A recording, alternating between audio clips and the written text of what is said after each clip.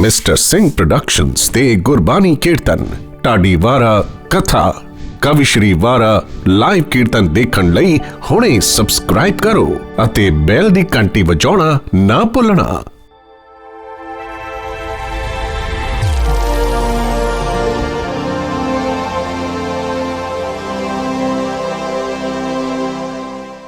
ਇੱਕ ਓੰਕਾਰ ਸਤਨਾਮ ਕਰਤਾ ਪੁਰਖ ਨਿਰਭਉ ਨਿਰਵੈਰ ਅਕਾਲ ਮੂਰਤ ਅਜੂਨੀ ਸੈਭੰ ਗੁਰ ਪ੍ਰਸਾਦਿ ਜਪ। ਆਦਿ ਸਚ ਜੁਗਾਦਿ ਸਚ ਹੈ ਭੀ ਸਚ ਨਾਨਕ ਹੋਸੀ ਭੀ ਸਚ। ਨਾਨਕ ਗੁਰੂ ਗੋਬਿੰਦ ਸਿੰਘ ਪੂਰਨ ਹਰਿ ਅਵਤਾਰ। ਜਗਮਗ ਜੋਤ ਵਿਰਾਜਹੀ ਸ੍ਰੀ ਗੁਰੂ ਗ੍ਰੰਥ ਮਝਾਰ। ਪੂਰਨ ਦੇਖਿਓ ਆਤਮਾ ਦ્વੈਤੈ ਸਰਬ ਨਿਵਾਰ।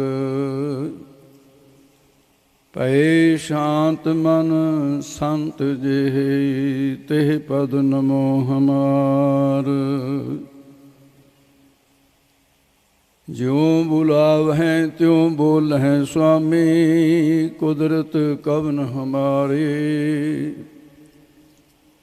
ਸਾਧ ਸੰਗ ਨਾਨਕ ਜਸ ਗਾਇਓ ਜੋ ਪ੍ਰਭ ਕੀ ਅਤ ਪਿਆਰੀ। ਵਾਹਿਗੁਰੂ ਜੀ ਕਾ ਖਾਲਸਾ ਵਾਹਿਗੁਰੂ ਜੀ ਕੀ ਫਤਿਹ। ਪਰਮ ਸਤਿਕਾਰਯੋਗ ਗੁਰੂ ਸਾਹਿਬ ਜੀ ਦੀ ਸਾਜੀ ਨਿਵਾਜੀ ਗੁਰੂ ਸਰੂਪ ਗੁਰੂ ਖਾਲਸਾ ਸਾਧ ਸੰਗਤ ਜੀਓ। ਆਪ ਸਰਬੱਤ ਸੰਗਤਾਂ ਸ੍ਰੀ ਗੁਰੂ ਗ੍ਰੰਥ ਸਾਹਿਬ ਜੀ ਦੀ ਪਾਵਨ ਪਵਿੱਤਰ ਹਜ਼ੂਰੀ ਦੇ ਅੰਦਰ ਇਹੋ ਜਿਹੇ ਵਾਤਾਵਰਨ ਦੇ ਅੰਦਰ ਸਵਾਇਮਾਨ ਹੋ ਜਿਸ ਵਾਤਾਵਰਨ ਦੀ ਵਿਆਖਿਆ ਭਾਈ ਗੁਰਦਾਸ ਸਾਹਿਬ ਜੀ ਕਰਦੇ ਹਨ। ਸਾਧ ਸੰਗਤ ਅਸਥਾਨ ਜਗਮਗ ਨੂਰ ਹੈ ਲਖ ਲਖ ਸਸੀਆ ਰਪਾਨ ਕਿਰਨ ਠਾਰੂਰ ਹੈ।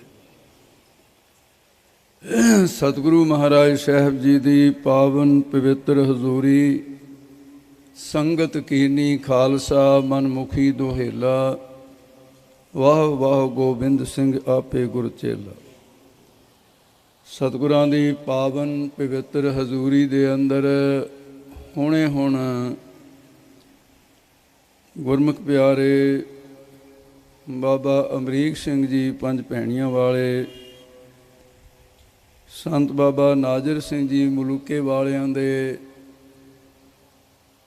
ਬਚਪਨ ਦੇ ਵਿੱਚ ਉਹਨਾਂ ਦੇ ਸੰਪਰਕ ਵਿੱਚ ਆਏ। ਇਹਨਾਂ ਦੇ ਗੁਰ ਭਾਈ ਬਾਬਾ ਮੇਜਰ ਸਿੰਘ ਜੀ ਛੋਟੇ ਛੋਟੇ ਹੁੰਦੇ ਸਨ ਅਤੇ ਮਹਾਂਪੁਰਖਾਂ ਦਾ ਕੀਰਤਨ ਬਾਬਾ ਨਾਜ਼ਰ ਸਿੰਘ ਜੀ ਦਾ ਬੜੇ ਵੈਰਾਗ ਵਾਲਾ ਸੀ। ਉਹਨਾਂ ਦੀ ਸੰਗਤ ਕੀਤੀ ਹੈ।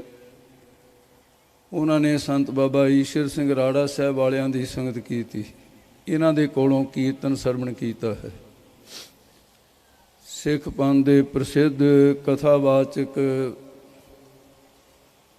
ਜਿਨ੍ਹਾਂ ਨੂੰ ਦੇਸ਼ਾਂ ਪ੍ਰਦੇਸ਼ਾਂ ਦੇ ਅੰਦਰ ਸੰਗਤਾਂ ਸੁਣਦੀਆਂ ਹਨ, ਭਾਈ ਵਿਸ਼ਾਲ ਸਿੰਘ ਜੀ ਜੋ ਛੋਟੀ ਉਮਰ ਦੇ ਵਿੱਚ ਹੀ ਗੁਨਾਹ ਕਰਕੇ ਉਹਨਾਂ ਨੇ ਪੰਥ ਵਿੱਚ ਆਪਣਾ ਨਿਵੇਕਲਾ ਸਥਾਨ ਬਣਾਇਆ ਹੋਇਆ। ਉਹਨਾਂ ਨੇ ਆਪ ਜੀ ਨੂੰ ਕਥਾ ਦੁਆਰਾ ਨਿਹਾਲ ਕੀਤਾ ਹੈ। ਹੁਣ ਗੁਰਮੁਖ ਪਿਆਰੇ ਭਾਈ ਅਮਰੀਕ ਸਿੰਘ ਜੀ ਜਥੇ ਸਮੇਤ ਆਏ ਹੈ। ਮਹਾਰਾਜ ਸਾਹਿਬ ਜੀ ਕਿਰਪਾ ਕਰਨ ਅਤੇ ਗੁਰਮੁਖ ਪਿਆਰੇ ਇਸ ਪਰਿਵਾਰ ਨੇ ਭਾਈ ਕੰਵਰ ਸਿੰਘ ਜੀ ਉਹਨਾਂ ਦੇ ਭਰਾਤਾ ਅਤੇ ਸਤਿਕਾਰਯੋਗ ਭੈਣ ਜੀ ਹੋਰੀ ਉਹਨਾਂ ਦੇ ਮਾਤਾ ਜੋ ਬੜਾ ਇੱਕ ਸ਼ਾਂਤ ਸੁਭਾਅ ਭੈਣ ਜੀ ਹੋਰਾਂ ਦਾ, ਇਹਨਾਂ ਨੇ ਗੁਰਬਾਣੀ ਦੀ ਇਸ ਤੁਕ ਨੂੰ ਮੁੱਖ ਰੱਖਦਿਆਂ ਹੋਇਆਂ ਬਾਣੀਆਂ ਕਹਾਣੀਆਂ ਪੁੱਤ ਸਪੁੱਤ ਕਰੇਨ ਦੇ ਮਹਾਵਾਕ ਅਨੁਸਾਰ ਜਿਹੜੀ ਗੁਰਸਿੱਖਾਂ ਦੀ ਵਡਿਆਈ ਹੈ, ਇਹ ਵੀ ਗੁਰੂ ਦੀ ਵਡਿਆਈ ਹੈ। ਕਿਉਂਕਿ ਗੁਰਸਿੱਖਾਂ ਅੰਦਰ ਸਤਿਗੁਰੂ ਵਰਤੈ, ਜੋ ਸਿੱਖਾਂ ਨੂੰ ਲੋਚੈ ਸੋ ਗੁਰੂ ਖੁਸ਼ੀ ਆਵੇ। ਜਿੱਥੇ ਪਰਮਾਤਮਾ ਦੀ ਵਡਿਆਈ ਹੈ, ਪਰਮਾਤਮਾ ਦੇ ਪਿਆਰਿਆਂ ਦੀ ਵਡਿਆਈ ਵੀ ਪਰਮਾਤਮਾ ਦੀ ਉਹ ਵਡਿਆਈ ਹੈ। ਜੋ ਹਰ ਦਾਸਨ ਕੀ ਉਸਤਤ ਹੈ, ਸਾ ਹਰ ਕੀ ਵਡਿਆਈ, ਹਰ ਆਪਣੀ ਵਡਿਆਈ ਭਾਵ ਦੀ ਜਨ ਕਾ ਜੈਕਾਰ ਕਰਾਈ। ਸੰਤ ਬਾਬਾ ਸੰਪੂਰਨ ਸਿੰਘ ਜੀ, ਜਿਨ੍ਹਾਂ ਦਾ ਜੀਵਨ ਇਹੋ ਜਿਹਾ ਪੁਰਾਤਨ ਗੁਰਸਿੱਖਾਂ ਵਾਲਾ ਜੀਵਨ ਅਸੀਂ ਵਰਤਮਾਨ ਸਮੇਂ ਦੇ ਅੰਦਰ ਵੇਖਿਆ ਹੈ। ਉਹਨਾਂ ਨੂੰ ਜ਼ਿੰਦਗੀ ਦੇ ਅੰਦਰ ਬ੍ਰਹਮਨੇਸ਼ਟੀ ਬ੍ਰਹਮ ਸਰੋਤਰੀ ਮਹਾਂਪੁਰਸ਼ ਮਿਲੇ, ਸੰਤ ਬਾਬਾ ਅਜੀਤ ਸਿੰਘ ਜੀ ਨਥਲਪੁਰ ਵਾਲੇ ਮਹਾਂਪੁਰਸ਼। ਉਹਨਾਂ ਮਹਾਂਪੁਰਸ਼ਾਂ ਦੀ ਸੰਗਤ ਕਰਨ ਵਾਸਤੇ ਮੈਂ ਉਸੇ ਇਲਾਕੇ ਦੇ ਵਿੱਚੋਂ ਆਇਆ ਹਾਂ। ਸਾਡੇ ਇਲਾਕੇ ਦੇ ਸੀ ਉਹ ਮਹਾਂਪੁਰਸ਼। ਉੱਥੋਂ ਆਉਂਦਿਆਂ 4 ਘੰਟੇ ਗੱਡੀ ਵਿੱਚ ਲੱਗ ਗਏ ਅਤੇ ਬਾਬਾ ਸੰਪੂਰਨ ਸਿੰਘ ਜੀ ਸਾਈਕਲ 'ਤੇ ਜਾਇਆ ਕਰਦੇ ਸੀ ਉਹਨਾਂ ਦੇ ਦਰਸ਼ਨ ਕਰਨ ਵਾਸਤੇ। ਕਿੰਨਾ ਸਮਾਂ ਲੱਗਦਾ ਹੋਵੇਗਾ। ਉਹਨਾਂ ਦੀ ਘਾਲਣਾ ਕਮਾਈ ਪੂਰਨ ਮਹਾਂਪੁਰਸ਼ਾਂ ਦੀ ਸੰਗਤ ਕੀਤੀ ਹੈ। ਜਾਗ ਉਸ ਥਾਂ ਤੋਂ ਲੱਗਿਆ ਹੈ। ਸੰਤ ਸ਼ਬਦ ਜਿਹੜਾ ਹੈ ਇਹ ਯੋਗ ਰੂੜੀ ਸ਼ਬਦ ਸੀ, ਰੂੜੀਵਾਦੀ ਸ਼ਬਦ ਬਣ ਗਿਆ। ਇੱਕ ਯੋਗ ਹੁੰਦਾ, ਇੱਕ ਰੂੜੀ ਸ਼ਬਦ ਹੁੰਦਾ ਅਤੇ ਇੱਕ ਯੋਗ ਰੂੜੀ ਸ਼ਬਦ ਹੁੰਦਾ। ਵਿਦਵਾਨ ਜਾਣਦੇ ਹੈ ਇਹਨਾਂ ਗੱਲਾਂ ਨੂੰ, ਮੈਂ ਇਸ ਦੀ ਵਿਆਖਿਆ ਵਿੱਚ ਨਾ ਜਾਵਾਂ। ਤੋ ਮਹਾਂਪੁਰਸ਼ ਸੰਤ ਬਾਬਾ ਨਸਲ ਪਰ ਵਾਲੇ ਸੰਤ ਬਾਬਾ ਅਜੀਤ ਸਿੰਘ ਜੀ ਦਾਸ ਨੇ ਉਹਨਾਂ ਦੀ 4 ਸਾਲ ਸੰਗਤ ਕੀਤੀ ਹੈ। ਸੰਤ ਸੰਪੂਰਨ ਸਿੰਘ ਨੇ ਸਾਰੀ ਉਮਰ ਹੀ ਕੀਤੀ ਹੈ, ਪਰ ਮੇਰੀ ਜ਼ਿੰਦਗੀ ਦੀ 4 ਸਾਲ ਹੀ, ਕਿਉਂਕਿ ਮੇਰਾ ਜਥੇ ਵਿੱਚੋਂ ਆ ਕੇ ਖੇਤੀ ਦਾ ਰੁਝਾਨ ਸੀ। ਗ੍ਰਸਤੀ ਜ਼ਿੰਦਗੀ ਦੇ ਅੰਦਰ ਫਿਰ ਮੈਂ ਧਰਮ ਦੀ ਕਿਰਤ ਕਰਨ ਨੂੰ ਪਹਿਲ ਦਿੱਤੀ ਅਤੇ ਉਸ ਵੇਲੇ ਬਹੁਤਾ ਟਾਈਮ ਨਹੀਂ ਸੀ ਮਿਲਦਾ। ਮੈਂ ਲੋਚਦਾ ਰਿਹਾ ਵੀ ਉਹਨਾਂ ਦੇ ਕੋਲ ਰਹਿ ਕੇ ਮੈਂ ਸੇਵਾ ਨਿਭਾਵਾਂ, ਪਰ ਨਹੀਂ ਕਰ ਸਕੇ। ਉਸ ਮਹਾਂਪੁਰਸ਼ਾਂ ਦੀਆਂ ਅਸੀਸਾਂ ਦਾ ਮੈਂ ਕਰਜ਼ਈ ਹੀ ਰਹਿ ਗਿਆ, ਜੋ ਉਹਨਾਂ ਨੇ ਅਸੀਸਾਂ ਬਖਸ਼ੀਆਂ। ਸੰਤ ਗਿਆਨੀ ਗੁਰਬਚਨ ਸਿੰਘ ਜੀ ਮਹਾਂਪੁਰਖਾਂ ਦੇ ਜਾਣ ਤੋਂ ਬਾਅਦ ਤੇ ਸੰਤ ਬਾਬਾ ਈਸ਼ਰ ਸਿੰਘ ਜੀ ਰਾੜਾ ਸਾਹਿਬ ਵਾਲੇ ਮਹਾਂਪੁਰਸ਼ਾਂ ਤੋਂ ਜਾ ਬਾਅਦ ਤੇ ਜੇ ਸਿੱਖ ਜਗਤ ਦੇ ਵਿੱਚ ਪੂਰਨ ਮਹਾਂਪੁਰਸ਼ਾਂ ਦੀ ਗੱਲ ਕਰੀਏ, ਵੈਸੇ ਤਾਂ ਜਿਵੇਂ ਹਰ ਔਰਤ ਨੂੰ ਇਹ ਅਧਿਕਾਰ ਹੈ ਵੀ ਉਹ ਆਪਣੇ ਪਤੀ ਨੂੰ ਪਰਮੇਸ਼ਰ ਕਹੇ, ਇਹ ਅਧਿਕਾਰ ਕੋਈ ਖੋਹ ਨਹੀਂ ਸਕਦਾ। ਜਿਹੜਾ ਜਿਸ ਮਹਾਂਪੁਰਸ਼ ਦੀ ਸੰਗਤ ਕਰਦਾ ਉਹਨੂੰ ਪਰਮੇਸ਼ਰ ਸਰੂਪ ਕਹੇ, ਇਹਦੇ ਵਰਗਾ ਕੋਈ ਵੀ ਨਹੀਂ, ਕੋਈ ਹਰਜ਼ ਨਹੀਂ। ਪਰ ਨਿਰਪਕਸ਼ ਹੋ ਕੇ ਦੇਖੀਏ, ਦਾਸ ਬੇਨਤੀ ਕਰਦਾ ਰਿਹਾ ਵੀ ਗੁਰਮੁਖ ਪਿਆਰਿਓ, ਸਿੱਖ ਜਗਤ ਦੇ ਵਿੱਚ 4 ਮਹਾਂਪੁਰਸ਼ ਨੇ ਔਰ ਇੱਕ ਕਰਕੇ ਜਾ ਰਹੇ। ਸੰਤ ਬਾਬਾ ਅਜੀਤ ਸਿੰਘ ਜੀ ਨਸਲਪੁਰ ਵਾਲੇ ਪਹਿਲਾਂ ਚਲੇ ਗਏ। ਉਸ ਤੋਂ ਬਾਅਦ ਸੰਤ ਬਾਬਾ ਅਜੀਤ ਸਿੰਘ ਨਸਲਪੁਰ ਵਾਲਿਆਂ ਨੇ ਦੱਸਿਆ ਸੀ ਕਿ ਬ੍ਰਹਮ ਗਿਆਨੀ ਮਹਾਂਪੁਰਸ਼ ਭਾਈ ਤੇਰੇ ਨੇੜੇ ਰਹਿੰਦਾ, ਤੂੰ ਦੂਰ ਕਿਉਂ ਆਇਆ? ਉਹ ਸੀ ਸੰਤ ਬਾਬਾ ਪ੍ਰੀਤਮ ਸਿੰਘ ਜੀ ਅੰਬੇ ਮਾਜਰੇ ਵਾਲੇ।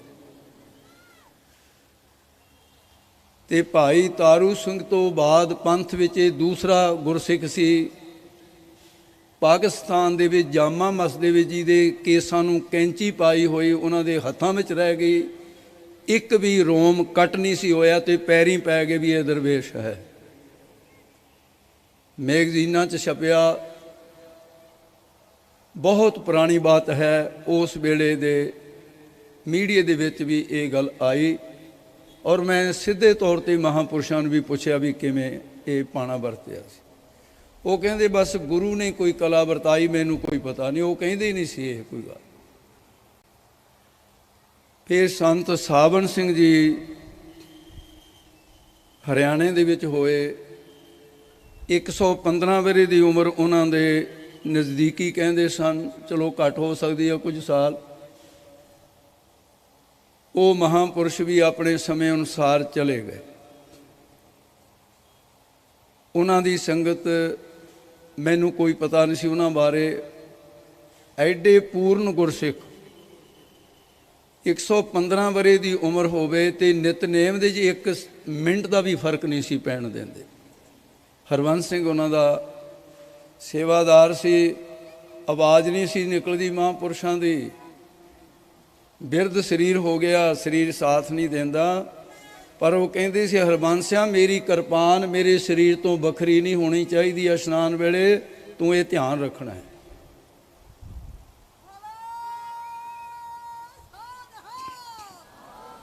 ਉਹਨਾਂ ਨੇ ਸਿੱਖੀ ਨਿਭਾਈ ਔਰ ਬੜੇ ਕਰੜੇ ਸੁਭਾਅ ਦੇ ਸਨ। ਗੁਰੂ ਗੋਬਿੰਦ ਸਿੰਘ ਸਾਹਿਬ ਦੇ ਨਾਨਕੇ ਉਸ ਥਾਂ ਦੀ ਸੇਵਾ ਉਹਨਾਂ ਮਹਾਂਪੁਰਸ਼ਾਂ ਨੇ ਕਰਾਈ। 2-3 ਕਸਤਾਨਾਂ ਦੀ ਸੇਵਾ ਕਰਾਈ ਹੈ। 100 ਸਾਲ ਲਗਾਤਾਰ ਗੁਰਮੰਤਰ ਦਾ ਇੱਕ ਰਸ ਜਾਪ ਉਹਨਾਂ ਦੇ ਹਿਰਦੇ ਵਿੱਚ ਚਲੇ। 100 ਸਾਲ, 1 ਸਦੀ। ਉਹ ਵੀ ਸਾਡੇ ਕੋਲ ਚਲੇ ਗਏ। ਸਾਡੇ ਕੋਲ ਇਹ ਦੇਖਦਿਆਂ ਦੇਖਦਿਆਂ ਰਹਿ ਗਏ ਸੀ ਸੰਤ ਗਿਆਨੀ ਮੋਹਨ ਸਿੰਘ ਜੀ ਭਿੰਡਰਾਂ ਵਾਲੇ, ਜਿਨ੍ਹਾਂ ਦਾ ਸਤਿਕਾਰ ਸੰਤ ਗਿਆਨੀ ਗੁਰਬਚਨ ਸਿੰਘ ਜੀ ਜਥੇ ਵਿੱਚ ਰਹਿੰਦਿਆਂ 150 ਸਿੰਘਾਂ ਵਿੱਚ ਸਭ ਤੋਂ ਵੱਧ ਜੇ ਕਿਸੇ ਗੁਰਸਿੱਖ ਦਾ ਸਤਿਕਾਰ ਵਿਦਿਆਰਥੀ ਦਾ ਕਰਦੇ ਸਨ, ਉਹ ਸੰਤ ਗਿਆਨੀ ਮੋਹਨ ਸਿੰਘ ਜੀ ਸੀ ਭਿੰਡਰਾਂ ਵਾਲੇ। ਤੇ ਸੰਤ ਗਿਆਨੀ ਕਰਤਾਰ ਸਿੰਘ ਜੀ ਮਹਾਂਪੁਰਸ਼ਾਂ ਨੂੰ ਬਖਸ਼ਾਂ ਕੀਤੀਆਂ, ਆਪਣੇ ਹੁੰਦਿਆਂ ਜ਼ਿੰਮੇਵਾਰੀ ਸੌਂਪੀ ਔਰ ਉਹਨਾਂ ਨੂੰ ਇੱਥੋਂ ਤੱਕ ਕਹਿ ਦਿੱਤਾ ਸੀ। ਰੰਗਾਬਾਦ ਵਾਲਾ ਇੱਕ ਗੁਰਮੁਖ ਭਾਈ ਅਵਤਾਰ ਸਿੰਘ ਜੀ ਸਨ, ਕੋਈ ਮਤਭੇਦ ਹੋਇਆ। ਉਹਨਾਂ ਨੇ ਸ਼ਿਕਾਇਤ ਕੀਤੀ ਮਹਾਂਪੁਰਖਾਂ ਦੇ ਕੋਲ ਕਿ ਭਾਈ ਕਰਤਾਰ ਸਿੰਘ ਮੇਰੇ ਨਾਲ ਈਰਖਾ ਕਰਦਾ, ਜਥੇ ਵਿੱਚ ਰਹਿੰਦੇ ਆ। ਭਾਈ ਅਵਤਾਰ ਸਿੰਘ ਨੇ ਆਪ ਦੱਸਿਆ, ਕਹਿੰਦੇ ਮੈਨੂੰ ਇਹ ਪਤਾ ਨਹੀਂ ਸੀ ਵੀ ਇਹ ਸਾਡੇ ਜਥੇ ਦੇ ਮੁਖੀ ਬਣਨਗੇ। ਮੈਂ ਸ਼ਿਕਾਇਤ ਕਰਤੀ। ਸੰਤ ਬਹੁਤ ਨਰਮਾਈ ਦੇ ਨਾਲ ਕਹਿੰਦੇ ਕੀ ਚਾਹੁੰਦਾ ਤੂੰ?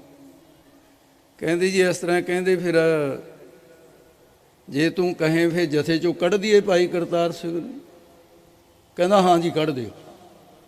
ਬਸ ਜਦ ਹੀ ਬਦਲ ਗਏ। ਕਹਿੰਦੇ ਅੱਛਾ ਉਹਨੂੰ ਤਾਂ ਕੱਢਦੇ ਆ ਜਥੇ 'ਚੋਂ ਜਿਹਨੂੰ ਮੈਂ ਆਪਣਾ ਰੂਪ ਬਣਾਇਆ ਤੇ ਤੈਨੂੰ ਰੱਖ ਲਾਂ। ਇੱਥੇ ਤੱਕ ਦੀਆਂ ਬਖਸ਼ਾਂ ਸੰਤ ਕਰਤਾਰ ਸਿੰਘ ਜੀ ਮਹਾਂਪੁਰਖਾਂ ਦੇ ਆਪਣੇ ਆਪਣੇ ਸਮੇਂ ਦੇ ਸਾਰੇ ਮਹਾਂਪੁਰਸ਼ ਸੂਰਵੀਰਤਾ ਦਾ ਪੱਖ ਜਿਹੜਾ ਨਿਭਾਇਆ ਸੰਤ ਗਿਆਨੀ ਜਰਨੈਲ ਸਿੰਘ ਜੀ ਨੇ। ਦਰਵੇਸ਼ ਮਹਾਂਪੁਰਸ਼ ਬਾਬਾ ਠਾਕਰ ਸਿੰਘ ਜੀ 20 ਸਾਲ ਟਕਸਾਲ ਨੂੰ ਆਪਣੇ ਪ੍ਰੇਮ ਦੇ ਕਲਾਵੇ ਵਿੱਚ ਰੱਖਿਆ। ਇੱਕ ਇੱਕ ਕਰਕੇ ਮਹਾਂਪੁਰਸ਼ ਸਾਡੇ ਕੋਲੋਂ ਚਲੇ ਗਏ ਤੇ ਮਹਾਂਪੁਰਸ਼ਾਂ ਦੀਆਂ ਅਵਸਥਾ ਨੂੰ ਤਾਂ ਕੋਈ ਕਹਿ ਨਹੀਂ ਸਕਦਾ, ਪਰ ਬ੍ਰਹਮ ਗਿਆਨੀ ਕੀ ਗਤ ਬ੍ਰਹਮ ਗਿਆਨੀ ਜਾਣੇ। ਇਸ ਆਧਾਰਿਤ ਇਸ ਤੁਕ ਦੇ ਉੱਤੇ ਪਨਿਆਲੀ ਦੇ ਇੱਕ ਬਾਬਾ ਹਰੀ ਸਿੰਘ ਜੀ ਸਾਡੇ ਪੁਰਾਣੇ ਜਥੇ ਦੇ ਸਿੰਘ, ਉਹ ਨਾਲ ਸਨ। ਨਾਭੇ ਜਥਾ ਸੀ।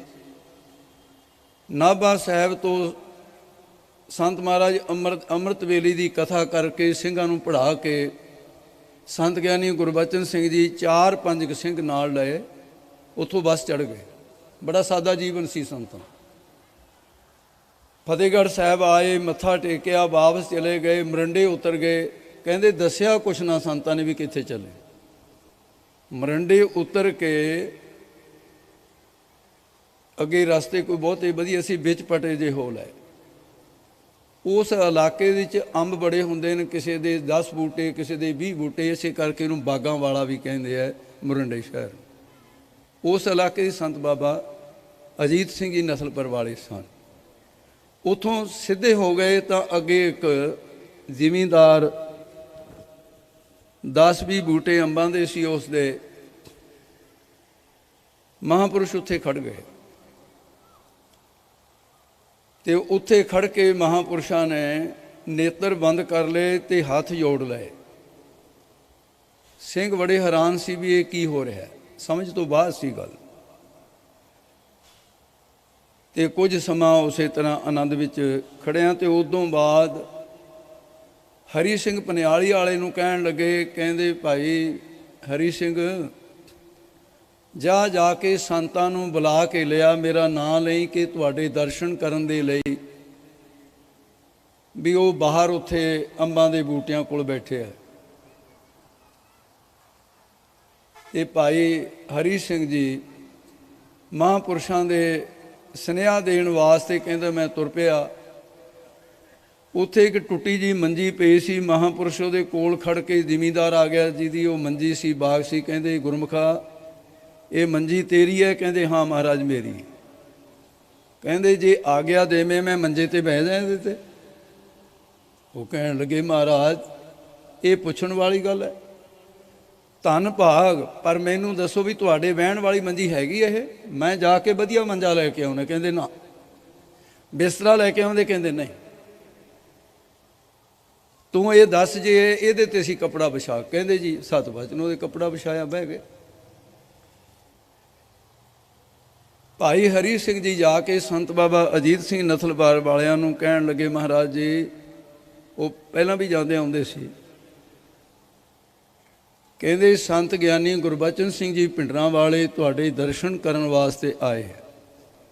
ਕਹਿੰਦੇ ਅੱਛਾ, ਕਿੱਥੇ ਨਾ? ਕਹਿੰਦੇ ਜੀ ਉਹ ਬਾਹਰ ਉੱਥੇ ਬਾਗ ਦੇ ਵਿੱਚ ਬੈਠੇ। ਕਹਿੰਦੇ ਅੱਛਾ, ਗਿਆਨੀ ਜੀ ਆਏ ਨਾ? ਜਿੰਨੇ ਅੱਖਰ ਜੀ ਨੇ ਕਹੇ ਮੈਂ ਉਹੀ ਕਹਿਣੇ ਚਾਹੁੰਦਾ। ਕਹਿੰਦੇ ਹਾਂ ਮਹਾਰਾਜ। ਕਹਿੰਦੇ ਭਾਈ ਗੱਲ ਇਸ ਤਰ੍ਹਾਂ ਹੈ, ਮੇਰਾ ਠਾਕਰ ਆਇਆ ਹੈ। ਇਹ ਸ਼ਬਦ ਗਾਹਾਂ ਵਾਲਾ ਸੀ, ਮੇਰਾ ਠਾਕਰ ਆਇਆ ਤੇ ਭੋਗ ਲਾਉਣ ਵਾਸਤੇ ਵੀ ਤਾਂ ਕੁਝ ਚਾਹੀਦਾ ਆਪਣੇ ਕੋਲ। ਉਹਨਾਂ ਨੇ ਲੂਣ ਹਲਦੀ ਦਾ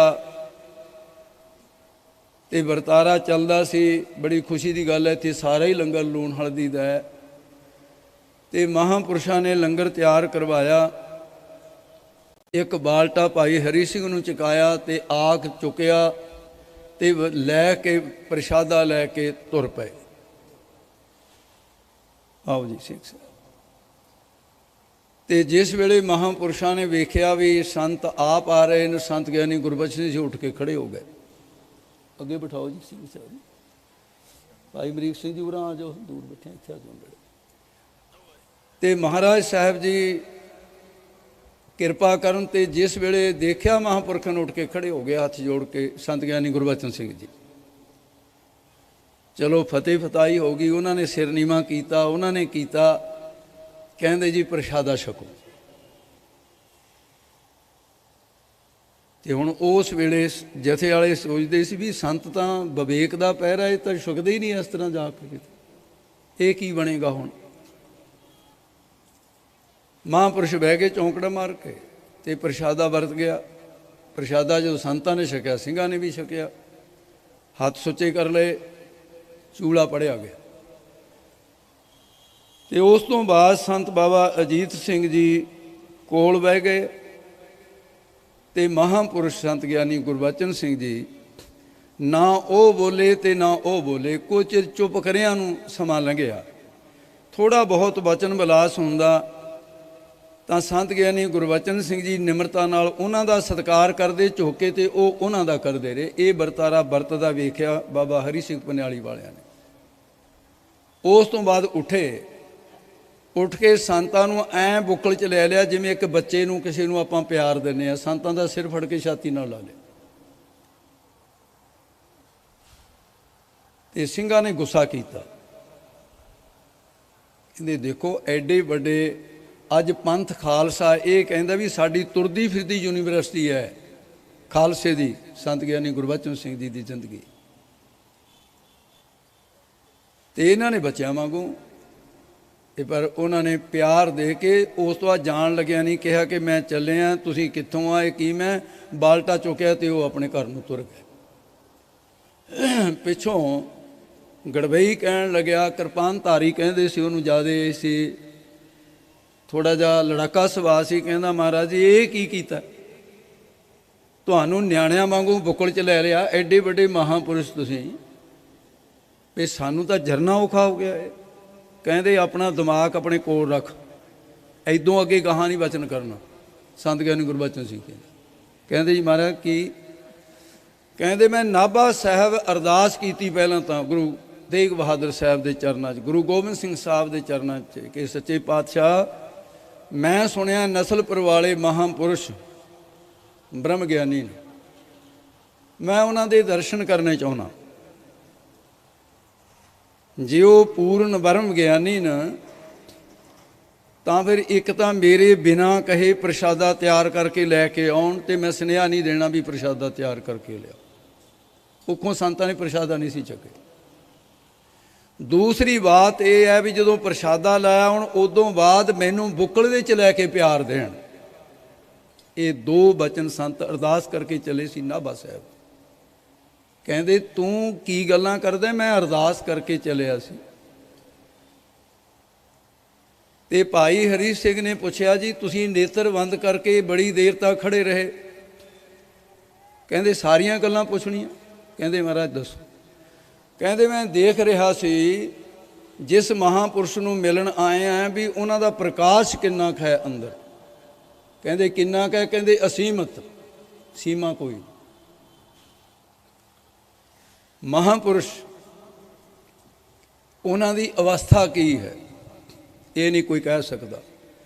ਸੰਤ ਗਿਆਨੀ ਗੁਰਬਚਨ ਸਿੰਘ ਜੀ ਮਹਾਂਪੁਰਸ਼ਾਂ ਦੀ ਰਚਨਾ ਤੋਂ ਸੁਣਿਆ ਹੋਇਆ ਬਚਨ ਮੈਂ ਆਪ ਜੀ ਦੇ ਨਾਲ ਸਾਂਝਾ ਕਰਦਾ ਹਾਂ। ਮਹਾਂਪੁਰਖਾਂ ਨੇ ਦੱਸਿਆ ਸੀ ਕਿ 4-5 ਬਿਰਤੀਆਂ ਨੇ। ਇੱਕ ਹੈਗੀ ਮੂੜ ਬਿਰਤੀ, ਦੂਸਰੀ ਹੈਗੀ ਸ਼ਪਤ ਬਿਰਤੀ, ਤੀਸਰੀ ਹੈਗੀ ਬਖਸ਼ਿਵਤ ਬਿਰਤੀ, ਚੌਥੀ ਹੈ ਵੀ ਅਨਿਰੁੱਧ ਬਿਰਤੀ, ਤੇ ਪੰਜਵੀਂ ਹੈ ਇਕਾਗਰਤਾ ਰੂਪ ਬਿਰਤੀ। ਇਹਨੂੰ ਸਮਝ ਲਿਓ, ਇਹ ਸਭ ਦੇ ਹੀ ਕੰਮ ਆਉਣ ਵਾਲੀ ਬਾਤ ਹੈ। ਜੇ ਸੰਤ ਬਾਬਾ ਸੰਪੂਰਨ ਸਿੰਘ ਜੀ ਉਹਨਾਂ ਨੇ ਇਹ ਜਾਗ ਕਿੱਥੋਂ ਲੱਗਿਆ ਸੀ ਉਹਨਾਂ ਜਿਨ੍ਹਾਂ ਦੀ ਯਾਦ ਮਨਾ ਰਹੇ ਆ। ਮੂੜ ਬਿਰਤੀ ਹੁੰਦੀ ਹੈ ਨਾਸਤਕ ਪੁਰਸ਼ ਨੇ ਜਿਹੜੇ, ਉਹ ਨਾਸਤਕ ਪੁਰਸ਼ਾਂ ਦੀ ਮੂੜ ਬਿਰਤੀ ਹੈ। ਪੱਥਰ ਵਰਗੀ ਜ਼ਿੰਦਗੀ ਆ ਉਹਨਾਂ ਦੀ। ਪੱਥਰ ਦੇ ਉੱਤੇ ਪਾਣੀ ਸਾਰੀ ਜ਼ਿੰਦਗੀ ਪਾਓ, ਪੱਥਰ ਨੂੰ ਸਾਰੀ ਜ਼ਿੰਦਗੀ ਰੱਖ ਦਿਓ ਤੇ ਉਹ ਭੇਜਣ ਨਹੀਂ ਲੱਗਾ। ਉਹਦੇ ਉੱਤੇ ਕੋਈ ਦਾਣੇ ਰੱਖ ਦਿਓ, ਜੰਮਣ ਨਹੀਂ ਲੱਗੇ, ਕਿਉਂਕਿ ਪੱਥਰ ਹੈ। ਇੱਕ ਨਾ ਮਤ ਖੁਦਾਏ ਦੀ, ਇੱਕ ਨਾ ਸਿੱਖ ਲਈ, ਮੂਰਖਾਂ ਆਪੋ ਆਪਣੀ, ਪੱਥਰ ਬੂੰਦ ਪਈ ਨਾ ਪਈ ਉਹਨਾਂ ਦੇ ਵਿੱਚ ਹੁੰਦੇ। ਉਹਨਾਂ ਨੂੰ ਕਹਿੰਦੇ ਨੇ ਮੂੜ ਬਿਰਤੀ। ਇਹ ਪਾਮਰ ਪੁਰਸ਼ਾਂ ਦੀ ਹੁੰਦੀ ਹੈ ਮੂੜ ਬਿਰਤੀ। ਦੂਸਰੀ ਬਿਰਤੀ ਹੈ ਸ਼ਪਤ ਬਿਰਤੀ। ਸ਼ਪਤ ਬਿਰਤੀ ਹੈ ਵਿਸ਼ਈਆਂ ਦੀ। ਸ਼ਪਤ ਬਿਰਤੀ ਕਿਹਨੂੰ ਕਹਿੰਦੇ ਨੇ? ਮੱਸਿਆ ਦੀ ਰਾਤ ਨੂੰ ਚੰਦਰਮਾ ਹੁੰਦਾ ਤਾਂ ਆਕਾਸ਼ 'ਚ ਹੈ, ਚੰਦਰਮਾ ਕਿਤੇ ਚਲਿਆ ਤਾਂ ਨਹੀਂ ਗਿਆ, ਪਰ ਦੀਂਦਾ ਨਹੀਂ। ਇਸੇ ਤਰ੍ਹਾਂ ਵਿਸ਼ਈ ਪੁਰਸ਼ਾਂ ਦੀ ਮੱਸਿਆ ਦੀ ਰਾਤ ਵਰਗੀ ਜ਼ਿੰਦਗੀ ਹੈ, ਅਵਿਦਿਆ ਦੀ ਰਾਤ ਹੈ ਉੱਥੇ, ਤੇ ਚੰਦਰਮਾ ਦਿਸਦਾ ਨਹੀਂ। ਬੈਰਾਗ ਰੂਪ ਚੰਦਰਮਾ ਉਹਨਾਂ ਦੇ ਆਕਾਸ਼ ਰੂਪੀ ਹਿਰਦੇ ਦੇ ਵਿੱਚ ਹੈ ਨਹੀਂ, ਵਿਸ਼ਿਆਂ ਵਿੱਚ ਜੁੜੇ ਹੋਏ ਨੇ, ਇਸ ਕਰਕੇ ਉਹਨਾਂ ਦੀ ਸ਼ਿਪਤ ਬਿਰਤੀ ਹੈ। ਬਖਸ਼ਿਵਤ ਬਿਰਤੀ ਹੈ ਜਗਿਆਸੂ ਦੀ। ਬਖਸ਼ਿਵਤ ਬਿਰਤੀ ਕੀ ਕਿ ਜਿਸ ਤਰ੍ਹਾਂ ਬਗਲਾ ਕਦੇ ਨੇਤਰ ਖੋਲ੍ਹ ਲੈਂਦਾ, ਕਦੇ ਬੰਦ ਕਰ ਲੈਂਦਾ। ਚਲੋ ਬਗਲੀ ਤਾਂ ਗੱਲ ਅਲੱਗ ਹੈ, ਉਹਦਾ ਤਾਂ ਮਨੋਰਥ ਵੀ ਅਲੱਗ ਹੈ। ਉੱਥੋਂ ਇੰਨਾ ਕੁ ਲਿਆ ਕਿ ਭਜਨ ਸਿਮਰਨ ਕਰਦਿਆਂ ਕਦੇ ਮਨ ਇਕਾਗਰ ਹੋ ਗਿਆ, ਕਦੇ ਬਹੁਤ ਆਨੰਦ ਆਇਆ, ਕਦੇ ਬਿਲਕੁਲ ਹੀ ਬੇਰੁਖੀ ਹੋ ਗਈ। ਇਹ ਜਗਿਆਸੂ ਦੀ ਬਿਰਤੀ ਹੈ। ਇਹਨੂੰ ਬਖਸ਼ਿਵਤ ਬਿਰਤੀ ਕਹਿੰਦੇ। ਇਸ ਤੋਂ ਅੱਗੇ ਆਉਂਦੀ ਹੈ ਚੌਥੀ ਅਨਿਰੁੱਧ ਬਿਰਤੀ। ਅਨਿਰੁੱਧ ਬਿਰਤੀ ਜਿਹੜੀ ਹੈ ਇਹ ਹੈਗੀ ਹੈ ਜੋਗੀਆਂ ਦੀ। ਜੋਗੀ 10 ਦੁਆਰ ਪ੍ਰਾਣ ਚੜਾਉਂਦੇ ਆ, ਪਰ ਜਿਹੜਾ ਸੰਕਲਪ ਪ੍ਰਾਣ ਚੜਾਉਣ ਵੇਲੇ ਹੋਵੇ ਉਹੀ ਅੱਗੇ ਚਲਿਆ ਜਾਂਦਾ ਹੈ। 10 ਦੁਆਰ 'ਚ ਵੀ ਉਹੀ ਚਲਿਆ ਜਾਂਦਾ ਹੈ। ਇਹਦੇ 'ਤੇ ਇੱਕ ਉਦਾਹਰਨ ਹੈ ਕਿ ਬਾਦਸ਼ਾਹ ਸੀ, ਉਹ ਕਿਤੇ ਉਹਨੂੰ ਅਚਾਨਕ ਇੱਕ ਪ੍ਰਾਣ ਚੜਾਉਣ ਵਾਲਾ ਮਿਲ ਗਿਆ। ਬਾਦਸ਼ਾਹ ਨੂੰ ਬੜਾ ਸ਼ੌਕ ਸੀ। ਕਹਿੰਦੇ ਵੀ ਤੂੰ ਵਜ਼ੀਰ ਨੂੰ ਕਹਿੰਦੇ ਕੋਈ ਐਸਾ ਬੰਦਾ ਲਿਆ ਜਿਹੜਾ ਪ੍ਰਾਣ ਚੜਾ ਕੇ ਦਿਖਾਵੇ, ਮੈਂ ਦੇਖਣਾ ਚਾਹੁੰਦਾ ਕਿ 10 ਦੁਆਰ ਪ੍ਰਾਣ ਕਿਵੇਂ ਚੜਾ ਲੈਂਦੇ ਨੇ। ਉਹ ਲੈ ਆਂਦਾ। ਕਹਿੰਦੇ ਹਜ਼ੂਰ ਇਹ ਹੈ। ਕਹਿੰਦੇ ਤੂੰ ਪ੍ਰਾਣ ਚੜਾ ਲੈ? ਕਹਿੰਦਾ ਹਾਂ। ਕਹਿੰਦੇ ਜੀ ਚੜਾ ਤਾਂ ਲਊਂਗਾ ਮੈਂ ਪ੍ਰਾਣ, ਪਰ ਮੈਨੂੰ ਉਤਾਰਨੇ ਨਹੀਂ ਆਉਂਦੇ। ਉਹ ਕਹਿੰਦੇ ਤਾਰਨ ਵਾਲਾ ਕੋਈ ਲੱਭ ਲਾਂਗੇ ਅਸੀਂ, ਤੂੰ ਪ੍ਰਾਣ ਚੜਾ। ਬਾਦਸ਼ਾਹ ਨੇ ਵੀ ਮੂਰਖਤਾਈ ਕੀਤੀ ਤੇ ਗਾਹਾਂ ਉਹ ਵੀ ਭਲਾ ਮਾਨਸਿਆ ਜੀ। ਉਹਨੇ 10 ਉਂਗਾਰ ਪ੍ਰਾਣ ਚੜਾ ਲਏ, ਤਾਰਨੇ ਆਉਂਦੇ ਨਹੀਂ ਸੀ। ਪ੍ਰਾਣ ਚੜਾਉਣ ਤੋਂ ਕਹਿੰਦਾ ਰਾਜਨ ਜੇ ਮੈਂ ਪ੍ਰਾਣ ਚੜਾ ਲਏ ਕੀ ਦੇਂਗਾ ਮੈਨੂੰ? ਕਹਿੰਦਾ ਜੋ ਮੰਗੇਗਾ। ਕਹਿੰਦਾ ਫਿਰ ਇੱਕ ਘੋੜਾ ਦੇ ਦੀ ਮੈਨੂੰ, ਇੱਕ ਜੋੜਾ ਦੇ ਦੀ। ਕਹਿੰਦੇ ਦੇ ਦਿਆਂਗੇ। ਉਹ ਜਦੋਂ ਪ੍ਰਾਣ ਚੜਾਉਣ ਲੱਗਿਆ ਘੋੜਾ ਜੋੜਾ ਵੀ ਨਾਲ ਹੀ ਪ੍ਰਾਣਾਂ ਦੇ ਚੜ ਗਿਆ 10ਵੇਂ ਦੁਆਰ 'ਚ ਬੈਠਾ ਰਿਹਾ। ਪ੍ਰਾਣ ਉਤਰੇ ਹੀ ਨਾ। ਸਾਰਾ ਦਿਨ ਲੰਘ ਗਿਆ, ਯਤਨ ਕੀਤੇ ਨਾ ਉਤਰੇ ਪ੍ਰਾਣ। ਉਹ ਕਹਿੰਦੇ ਵੱਡਾ ਸਾਰਾ ਕੜਾਹਾ ਮੁੱਦਾ ਮਾਰ ਦੇ, ਕੋਈ ਜਾਨਵਰ ਨਾ ਖਾ ਲਵੇ ਇਹਨੂੰ ਵੀ ਪਤਾ ਨਹੀਂ ਹੁਣ ਇਹ ਗਾਹਾਂ ਵਾਲੇ ਲੋਕ ਨੂੰ ਇਹ ਚਲਿਆ ਗਿਆ। ਤਾਂ ਰਾਜਾ ਦਾ ਕੜਾਹਾ ਮੁੱਦਾ ਮਾਰ ਕੇ ਚਲਿਆ ਗਿਆ। ਆਪਣਾ ਸਮਾਂ ਪਾ ਕੇ ਬਾਦਸ਼ਾਹ ਵੀ ਚੜ੍ਹਾਈ ਕਰ ਗਿਆ। ਉਹਦਾ ਗਾਹਾਂ ਪੁੱਤਰ ਰਾਜ 'ਤੇ ਆਇਆ। ਇੱਕ ਦਿਨ ਫਿਰਦਾ ਫਰਾਉਂਦਾ ਦੇਖਿਆ, ਕਹਿੰਦਾ ਆਹ ਕੜਾਹਾ ਕੀ ਹੈ ਵੇ? ਦੇਖੋ ਤਾਂ ਸਹੀ। ਜਦੋਂ ਚੁੱਕਿਆ ਉਹਦੇ ਹੇਠਾਂ ਬੈਠਾ ਚੌਂਕੜਾ ਲੱਗਿਆ ਹੋਇਆ, 10ਵੇਂ ਦੁਆਰ ਬਿਰਤੀ ਚੜੀ ਹੈ। ਕਹਿੰਦਾ ਵੀ ਇਹ ਤਾਂ ਕੋਈ ਜੋਗੀ ਹੈ। ਉਹਦੇ ਕੋਲ ਕੁਦਰਤੀ ਇੱਕ ਪ੍ਰਾਣ ਉਤਾਰਨ ਵਾਲੀ ਜਿਹੜੀ ਇਸ ਤਰ੍ਹਾਂ ਦੀ ਕਲਾ ਸੀ ਇੱਕ ਬੰਦਾ। ਉਹ ਕਹਿੰਦੇ ਵੀ ਪ੍ਰਾਣ ਉਤਾਰਦਾ। ਕਹਿੰਦਾ ਹਾਂ, ਕੇਸਰ ਕਸਤੂਰੀ ਲਿਆਓ, ਫਲਾਨੀ ਚੀਜ਼ ਲਿਓ, ਮੈਂ ਪ੍ਰਾਣ ਉਤਾਰ ਦੇਣਾ। ਉਹਨੇ ਪ੍ਰਾਣ ਤਾਰੇ, ਅਜੇ ਨੇਤਰ ਖੋਲੇ ਨਹੀਂ, ਕਹੀ ਜਾਂਦਾ ਘੋੜਾ ਜੋੜਾ। ਕਹਿੰਦੇ ਓਏ ਇਹਨੂੰ ਕੀ ਹੋਇਆ? ਘੋੜਾ ਜੋੜਾ ਲਾਈ ਆ। ਉਹਨੂੰ ਫੜ ਕੇ ਹਲੂਣਿਆ। ਕਹਿੰਦੇ ਓਏ ਕੀ ਹੁੰਦਾ ਘੋੜਾ ਜੋੜਾ? ਕਹਿੰਦਾ ਜੀ ਤੁਸੀਂ ਕਿਹਾ ਜੀ ਵੀ ਘੋੜਾ ਜੋੜਾ। ਇਹੋ ਜਿਹੇ ਪ੍ਰਾਣ ਚੜਾਉਣ ਦਾ ਕੀ ਲਾਭ ਹੈ? ਅਨਿਰੁੱਧ ਬਿਰਤੀ ਤਾਂ ਅਨਿਰੁੱਧ ਹੋ ਗਈ, ਲੇਕਿਨ ਮੰਗਿਆ ਕੀ? ਘੋੜਾ ਜੋੜਾ। ਮਨ ਨਿਰਮਲ ਨਹੀਂ 10ਵੇਂ ਦੁਆਰ, ਮਛੰਦਰਨਾਥ ਦੀ ਸਾਖੀ ਸਾਹਮਣੇ ਹੈ। ਤੇ ਹੁਣ ਆਓ ਸੰਤ ਬਾਬਾ ਅਜੀਤ ਸਿੰਘ ਨਸਲਪੁਰ ਵਾਲਿਆਂ ਦੀ, ਜਿਨ੍ਹਾਂ ਤੋਂ ਜਾਗ ਲੱਗਿਆ ਬਾਬਾ ਸੰਪੂਰਨ ਸਿੰਘ ਜੀ ਨੂੰ। ਉਹਨਾਂ ਦੀ ਇਕਾਗਰਤਾ ਰੂਪ ਬਿਰਤੀ ਸੀ ਭਾਈ। ਇਕਾਗਰਤਾ ਰੂਪ ਬਿਰਤੀ ਹੈ, ਇਹ ਸਾਧੂਆਂ ਦੀ ਹੁੰਦੀ ਹੈ। ਪ੍ਰਭ ਕੀ ਉਸਤਤ ਕਰੋ ਸੰਤ ਮੀਤ, ਸਾਵਧਾਨ ਇਕਾਗਰ ਚੀਤ। 4 ਤਰ੍ਹਾਂ ਦੀ ਗੱਲ ਹੈ। ਤੇ ਜਿਹੜੇ ਪਾਮਰ ਪੁਰਸ਼ ਨੇ ਉਹ ਘਨ ਸੁਖੋਪਤੀ ਅਵਸਥਾ ਵਿੱਚ ਰਹਿੰਦੇ ਆ। ਘਨ ਸੁਖੋਪਤੀ ਅਵਸਥਾ ਜਿਹੜੀ ਹੈ ਉਹਦੇ ਵਿੱਚ ਜਿਵੇਂ ਬੇਹੋਸ਼, ਕਹਿੰਦੇ ਵੀ ਫਲਾਣਾ ਕੋਮੇ ਚਲਿਆ ਗਿਆ, ਉਹ ਬੇਹੋਸ਼ ਹੋਇਆ, ਇਸ ਤਰ੍ਹਾਂ ਦੀ ਬਿਰਤੀ ਹੈ। ਸਾਰੀ ਜ਼ਿੰਦਗੀ ਬੇਹੋਸ਼ੀ 'ਚ ਲੰਘ ਗਈ। ਘਨ ਸੁਖੋਪਤੀ ਅਵਸਥਾ ਪਾਮਰ ਪੁਰਸ਼ਾਂ ਦੀ। ਸੁਖੋਪਤੀ ਅਵਸਥਾ ਜਿਹੜੀ ਹੈ ਤੇ ਇਹ ਭਾਈ ਵਿਸ਼ਈ ਪੁਰਸ਼ਾਂ ਦੀ ਹੈ। ਤੇ ਸੁਪਨ ਅਵਸਥਾ ਜਿਹੜੀ ਹੈ, ਸੁਪਨ ਅਵਸਥਾ ਕਿਸ ਦੀ ਹੈ? ਘਨ ਸੁਖੋਪਤੀ ਪਾਮਰਾਂ ਦੀ। ਤੇ ਸੁਖੋਪਤੀ ਅਵਸਥਾ ਜਾਨਵਰਾਂ ਤੇ ਬਿਰਛਾਂ ਆਦਿ ਦੀ। ਇਹਨਾਂ ਦੀ ਜਿੰਨੇ ਬਿਰਛ ਨੇ ਇਹ ਸਾਰੇ, ਇਹਨਾਂ ਦੀ ਇਹ ਅਵਸਥਾ ਹੈ ਸੁਖੋਪਤੀ ਅਵਸਥਾ। ਗੂੜੀ ਨੀਂਦ ਜਿਵੇਂ ਹੁੰਦੀ ਹੈ। ਔਰ ਜਿਹੜੇ ਜਿਗਿਆਸੂ ਹੁੰਦੇ ਨੇ ਉਹਨਾਂ ਦੀ ਸੁਪਨ ਅਵਸਥਾ ਹੁੰਦੀ ਹੈ। ਸੁਪਨ ਅਵਸਥਾ ਕਿਵੇਂ ਹੈ? ਉਹ ਜਗਾਏ ਹੋਏ ਜਾਗ ਸਕਦੇ ਨੇ, ਪਤਲੀ ਨੀਂਦ ਹੈ। ਤੇ ਜਾਗਰਤ ਅਵਸਥਾ ਜਿਹੜੀ ਹੈ ਇਹ ਮਹਾਂਪੁਰਖਾਂ ਦੀ ਹੁੰਦੀ ਹੈ। ਇਸ ਕਰਕੇ ਇੱਕ ਦੀਵਾ ਜਗਦਾ ਹੋਵੇ, ਹਜ਼ਾਰਾਂ ਦੀਵੇ ਜਗਾਉਣ ਦੀ ਸਮਰੱਥਾ ਰੱਖਦਾ ਹੈ। ਹਜ਼ਾਰਾਂ ਦੀਵੇ ਬੁਝੇ ਹੋਏ ਇੱਕ ਦੀਵੇ ਨੂੰ ਜਗਾਉਣ ਦੀ ਸਮਰੱਥਾ ਨਹੀਂ ਰੱਖਦੇ। ਇੱਕ ਛੋਟੀ ਜਿਹੀ ਚੰਗਿਆੜੀ ਅੱਗ ਦੀ ਲੱਖਾਂ ਮਣ ਰੂਹਾਂ ਨੂੰ ਸਾੜ ਸਕਦੀ ਹੈ। ਇਹ ਲੱਖਾਂ ਮਣ ਰੂਹੀ ਜਿਹੜੀ ਹੈ ਉਹ ਚੰਗਿਆੜੀ ਨਹੀਂ ਪੈਦਾ ਕਰ ਸਕਦੀ। ਇਸ ਕਰਕੇ ਕਿਨ ਕਾ ਏਕ ਜਿਸ ਜੀ ਵਸਾਵੈ ਤਾਂ ਕੀ ਮਹਿਮਾ ਗਨੀ ਨਾ। ਕਾਂਖੀ ਏਕੈ ਦਰਸ ਤੁਹਾਰੋ, ਨਾਨਕ ਉਨ ਸੰਗ ਮੋਹਿ ਉਧਾਰੋ। ਗੁਰੂ ਕਿਰਪਾ ਕਰੇ ਇਹ ਜੋੜ ਮੇਲੇ ਮਨਾਏ ਹੋਏ ਰਾਸ ਆਉਣ। ਇੱਥੇ ਲੰਗਰ ਲੂਣ ਹਲਦੀ ਦਾ, ਔਰ ਉਹ ਵੀ ਰਸਦਾਇਕ ਹੈ। ਕੋਈ ਸ਼ਿਕਾਇਤ ਨਹੀਂ ਕਰ ਸਕਦਾ ਲੂਣ ਮਿਰਚ ਖਾਣ ਵਾਲਾ। ਤੇ ਜਦੋਂ ਕੈਨੇਡਾ ਉੱਥੇ ਜਾਈਦਾ ਸਾਨੂੰ ਇਹ ਹੁੰਦਾ ਵੀ ਹਾਂ ਕੋਈ ਪਰਿਵਾਰ ਐਸਾ ਹੈ ਜਿਹਨੂੰ ਕਹਿਣ ਦੀ ਲੋੜ ਨਹੀਂ ਵੀ ਦਾਲ ਸਬਜ਼ੀ ਕਿਹੋ ਜਿਹੀ ਬਣਾਉਣੀ ਉਹ ਲੂਣ ਹਲਦੀ ਵਾਲੀ ਹੈ। ਤੇ ਮੈਨੂੰ ਇੱਕ ਬੰਦੇ ਨੇ ਕੈਨੇਡਾ ਹੀ ਕਿਹਾ, ਕਹਿੰਦੇ ਜੀ ਇਹ ਕੀ ਗੱਲ ਹੈ ਵੀ ਅਦਰਕ ਤਾਂ ਵਾਏ ਦੂਰ ਕਰਦਾ। ਮੈਂ ਕਿਹਾ ਜੀ ਦੂਰ ਕਰਦਾ। ਲਸਣ ਜੀ ਉਹ ਖੂਨ ਪਤਲਾ ਕਰਦਾ ਹੈ, ਹਾਰਟ ਵਾਸਤੇ ਵਧੀਆ। ਮੈਂ ਕਿਹਾ ਜੀ ਬਿਲਕੁਲ ਵਧੀਆ। ਉਹ ਗਿਣੀ ਗਿਆ, ਮੈਂ ਹਾਂ ਕਰੀ ਗਿਆ। ਕਹਿੰਦਾ ਤੁਸੀਂ ਕਿਉਂ ਨਹੀਂ ਖਾਂਦੇ? ਮੈਂ ਕਿਹਾ ਮਜਬੂਰੀ ਆ, ਕੋਈ ਨਹੀਂ ਖਾਣੀ। ਮੈਂ ਕਿਹਾ ਇਹ ਗੱਲ ਕਾਂ ਤੈਨੂੰ? ਕਹਿੰਦਾ ਹਾਂ। ਮੈਂ ਕਿਹਾ ਸ਼ਰਾਬ ਪੀਣ ਵਾਲੇ ਕਹਿੰਦੇ ਨੇ ਕਹਿੰਦੇ ਵਾਏ ਨਹੀਂ ਹੁੰਦੀ, ਸ਼ਰਾਬ ਬੜੀ ਗੁਣਕਾਰ ਹੁੰਦੀ ਹੈ। ਫੀਮ ਖਾਣ ਵਾਲੇ ਕਹਿੰਦੇ ਇਦੋਂ ਵੀ ਵਧੀਆ ਜ਼ੁਕਾਮ ਹੀ ਨਹੀਂ ਹੁੰਦਾ, ਸਰੀਰ ਚਕੰਨਾ ਰਹਿੰਦਾ, ਗੁਣ ਹੈਗੇ ਉਹਦੇ 'ਚ ਕਿ ਨਹੀਂ। ਵੀ ਜਿਹੜੀ ਚੀਜ਼ ਜਿਹਨੂੰ ਮਾਫ ਕਰ ਨਹੀਂ ਖਾਂਦਾ ਕੋਈ ਮਜਬੂਰੀ ਨਾਲ ਖਿਲਾਉਣੀ ਆ। ਮੈਂ ਕਿਹਾ ਲੈ ਇੱਕ ਦੋਹਰਾ ਸੁਣ ਲੈ। ਕਹਿੰਦਾ ਸੁਣਾਓ। मैं कहा मिर्च मसाला चाय अदरक लहसुन और प्याज इसका सेवन ना करो, तंदुरुस्त का राज। ਇਹਦੇ 'ਚ ਤੰਦਰੁਸਤੀ ਦਾ ਰਾਜ ਹੈ। ਇਹਦੇ ਵਿੱਚ ਕਿਹੜੀ ਚੀਜ਼ ਕੀ ਕਰਦੀ ਹੈ, ਸਿਹਤ ਵਿਗਿਆਨ ਅਨੁਸਾਰ ਮੈਂ ਤੁਹਾਨੂੰ ਖੋਲ ਕੇ ਦੱਸ ਸਕਦਾ ਕਿਹੜੀ ਚੀਜ਼ ਅੰਦਰ ਜਾ ਕੇ ਕੀ ਕਰਦੀ ਹੈ। ਪਰ ਇੱਕ ਗੱਲ ਨਾਲ ਹੀ ਸਾਰ ਲਿਓ, ਜੇ ਆਪਣੇ ਆਪ ਦਾ ਭਲਾ ਚਾਹੁੰਦੇ ਹੋ, ਪਰਿਵਾਰ ਦਾ ਭਲਾ ਚਾਹੁੰਦੇ ਹੋ, ਤੇ ਚਾਹ ਆਪਣੇ ਘਰ ਤੋਂ ਕੱਢ ਦਿਓ। ਇਹ ਬੇਨਤੀ ਹੈ। ਚਾਹ ਐਸੀ ਨਾ ਮਰਾਦ ਵਸਤੂ ਸਾਡੇ ਇੱਥੇ ਅੰਗਰੇਜ਼ਾਂ ਨੇ ਲਿਆ ਕੇ ਪਸਾਰ ਦਿੱਤੀ, ਨਿਕਲਣ ਦਾ ਨਾਂ ਨਹੀਂ ਲੈਂਦੀ, ਘਰ ਘਰ ਅੰਮ੍ਰਿਤਧਾਰੀਆਂ ਦੇ ਘਰ ਪਹੁੰਚ ਗਈ। ਜਦੋਂ ਕਿਸੇ ਨੂੰ 50 ਸਾਲ ਚਾਹ ਪੀਂਦੇ ਨੂੰ ਹੋ ਜਾਣਗੇ ਨਾ, ਉਹਦਾ ਲੀਵਰ ਚੈੱਕ ਕਰਾ ਲਿਓ ਵੀ ਕਿਹਾ ਜਾ ਰਿਹਾ ਹੈ। ਸਲੋ ਪੋਇਜ਼ਨ ਹੈ, ਹੌਲੀ ਹੌਲੀ ਹੌਲੀ ਹੌਲੀ ਜ਼ਹਿਰ ਅਸਰ ਕਰਦੀ ਹੈ। ਅੱਜ ਲੀਵਰ ਦੀ ਬਿਮਾਰੀ ਵੱਧ ਰਹੀ ਹੈ। ਇਹ ਚਾਹ ਦੀ ਮਿਹਰਬਾਨੀ, ਜ਼ਿਆਦਾ ਸ਼ਰਾਬ ਦੀ ਮਿਹਰਬਾਨੀ ਹੈ। ਜੇ ਆਪਣਾ ਭਲਾ ਚਾਹੁੰਦੇ ਆ, 16 ਚੀਜ਼ਾਂ ਦੀ ਆਪਣੀ ਚਾਹ ਬਣਾ ਲਓ ਤਾਂ ਐਦੋਂ ਵਧੀਆ।